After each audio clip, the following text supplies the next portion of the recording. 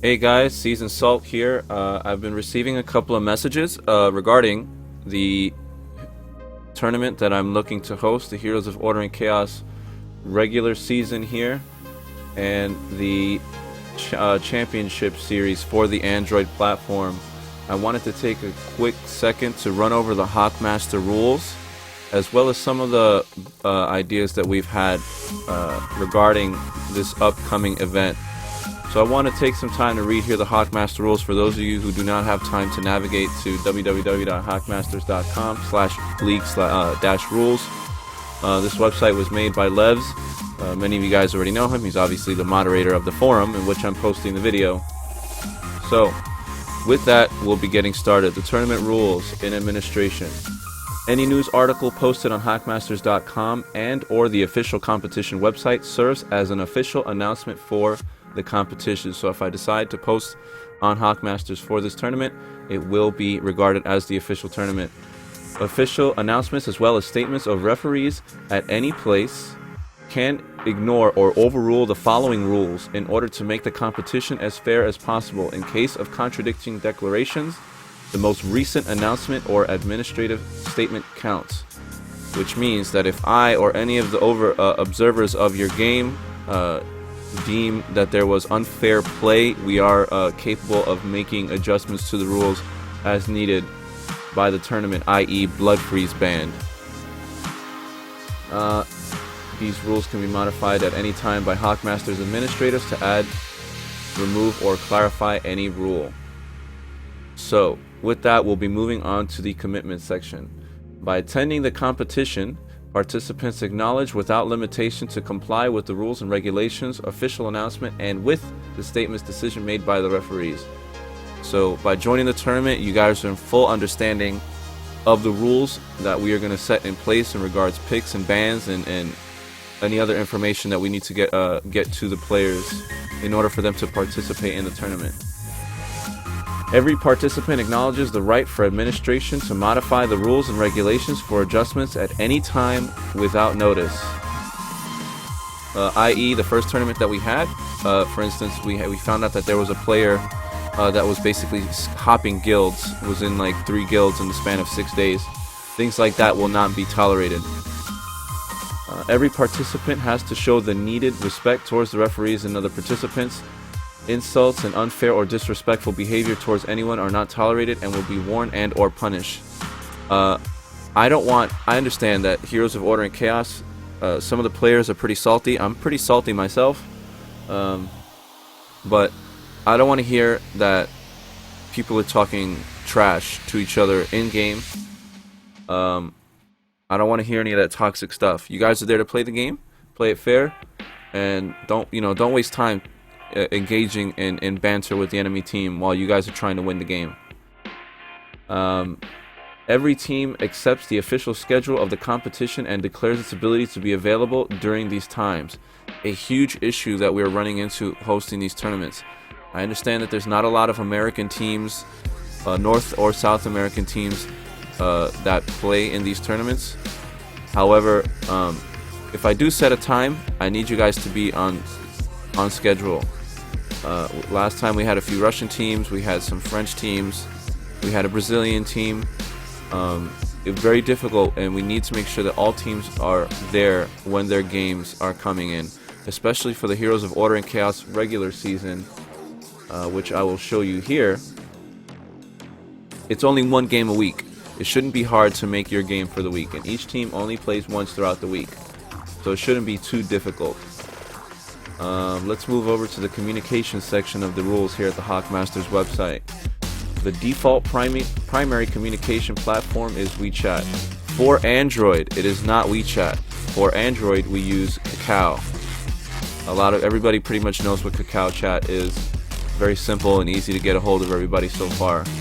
At least one member of each team has to be available as much as possible, and if there is one, stay inside the official tournament group until the game gets eliminated. The team gets eliminated from competition. Some organizer might have different messaging application or requirement. Yes. So the 2 teams that are going to be playing their game for the day, I need to make sure that I have one member of each team inside the chat with me at all times until the end of the match, without fail. I need, just in case we have to reset or make any emergency changes throughout the matches. So, registration. The tournaments are open to guilds/players on iOS or Android World Server. Specific tournament rules will provide more details. Which obviously meaning, for registration, I'll give you guys the information so you guys can register. Or you guys can message me with your interest, and I will actively get in contact with you. Unless specified otherwise in tournaments rules, a team consists of 3 participants of the same guild for tournaments on Border Skirmish or Rift. This will be a 3v3 tournament, not a Rift tournament. Let's see. Those persons will be called team members or members of the team in the following. Okay. Stand-ins. Besides the official members participating, a team has the right to register up to 2 additional players from any guild as team members if those persons meet the following requirement. They are not the members of another team or have played a game for another team within the tournament. These participants are called stand-ins thereafter. This was a very tricky issue that was brought up in my last tournaments. We are going to be disregarding the Heroes of Order and Chaos GVG ladder. I am allowing for people to sign up as individual teams. For instance, the Guild United was a subset of the Guild Slaughters on the Android platform, and there were members of Slaughters playing in United. That is tolerated as long as the members that registered under their United name do not play with the Slaughters Guild in their matches as a part of the Slaughters team. However, the first tournament that we had somebody register under another guild and played for another, I won't name the guilds, but we had somebody who was basically playing between guilds in tournament matches, which led to 2 teams being disqualified from our first tournament. So, again, if you are going to register under a team, you must stay with that team. You cannot play, let's say United and Slaughters. I'll pick these 2 because they're the ones that have the most teams. We got somebody from Slaughters that says, hey, United, can we borrow one of your members to play in the semifinals? That's a no-no. You cannot do that. United will only play with United members as they have registered for this tournament, and Slaughters would be playing with their members. Let's see. There should be more members in the team than stand-ins in every match. We'll skip that one.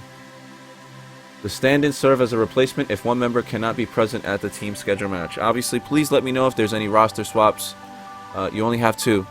You can't bring in some random person last minute that's not on the roster. You will be subject to a penalty and will be playing one man down.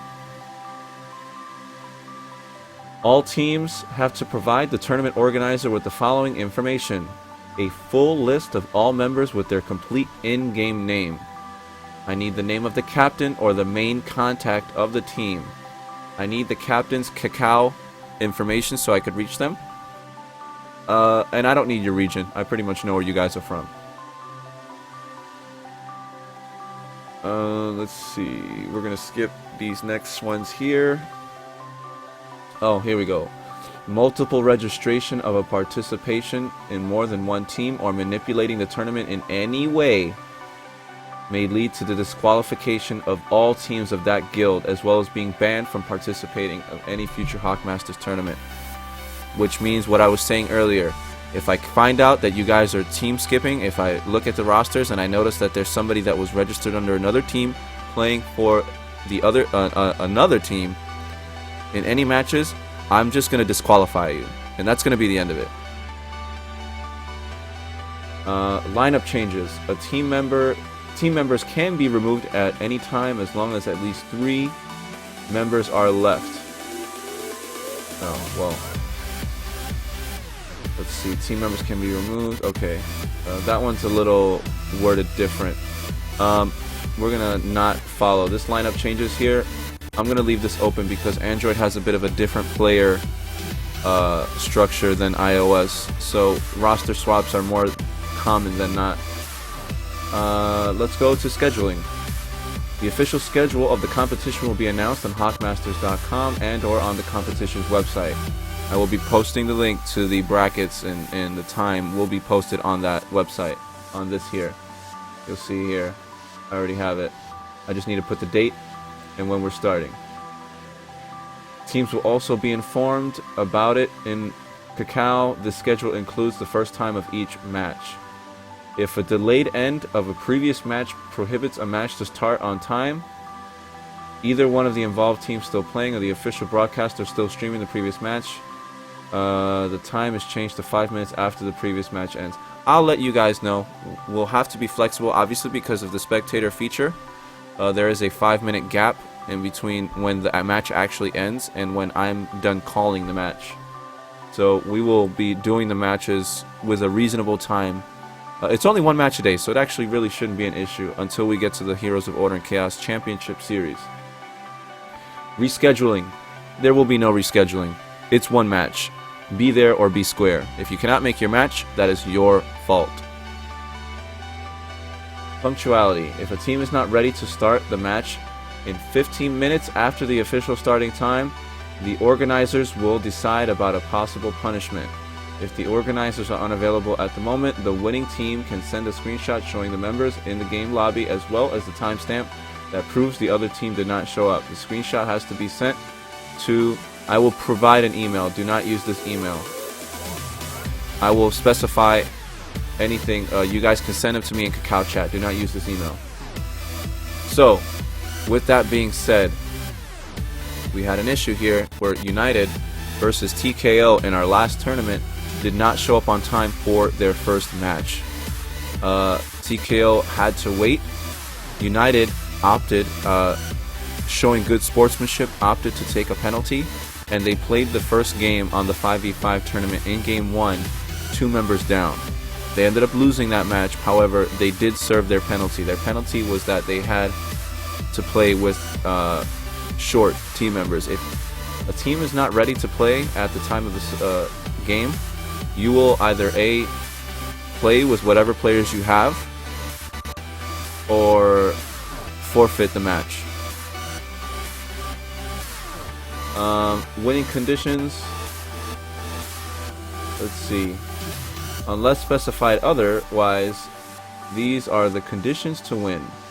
1, destroy the enemy base. 2, the other team surrenders. 3, the other team is disqualified. That's pretty self-explanatory. Just win the game. Game sides and lobby. The first team means that the team mentioned on the first match page, which will be the top teams,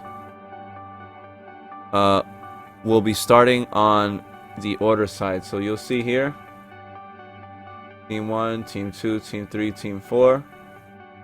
They'll all be starting on order, and for the first week,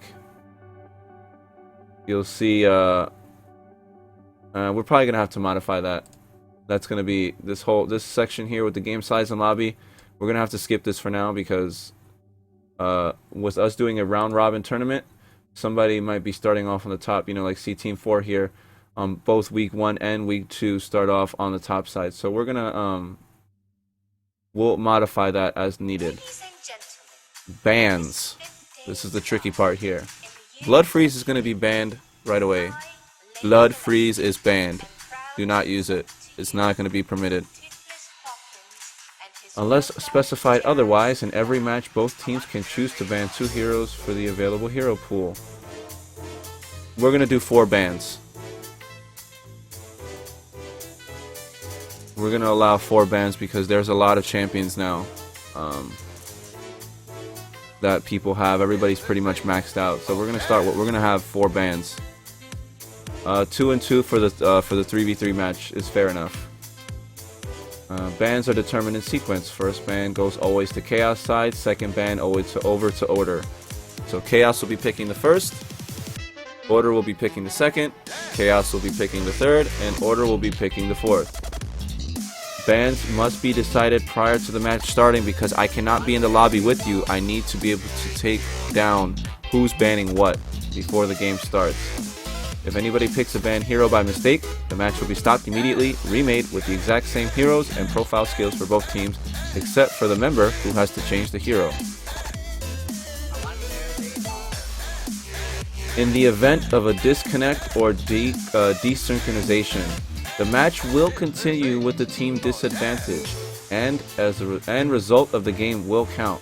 On the exception, if a disconnect happens before 5 minutes in game and the score is still at 0-0 with all the towers up on both teams, then the match may be restarted with the exact same heroes, profile, skills, and players on both teams. So which means if you obviously disconnect, if there's a large set of disconnecting before 5 minutes and the score is 0-0, we can restart the game. However, if it goes to 5 minutes and 1 second and it's still 0-0, the match counts. If you have disconnected, that is on you. I'm sorry. You need to buy a better device. A lot of people don't have good devices to play, but you know, I really can't help that. Cheating. Cheating or hacking is defined as any exploit that are beyond what is considered intended game mechanics. Any cheating or hacking will automatically disqualify the team for the rest of the tournament. If such an event may happen, a screenshot or a replay should be provided to the organizers as proof. I encourage you guys not to be salty if you're getting crushed, but if there is any exploit happening, I need to be notified immediately. Rule violation and punishment. Breaking of the rules or ignoring the order of an organizer or HocMaster's admin may result in a punishment for a whole team or a specific player. Type and amount is chosen by a referee. Obviously, we had an issue with United not showing up on time. They played with a penalty. 2 teams played in the first tournament and they were swapping members. Both teams were disqualified from the first tournament. Possible team punishment. Default loss for forfeiting that match for that day. You could forfeit the prize. We won't be doing that. Temporary or permanent ban from the competition. That's something we will enforce. And potentially we'll ban you from all future events.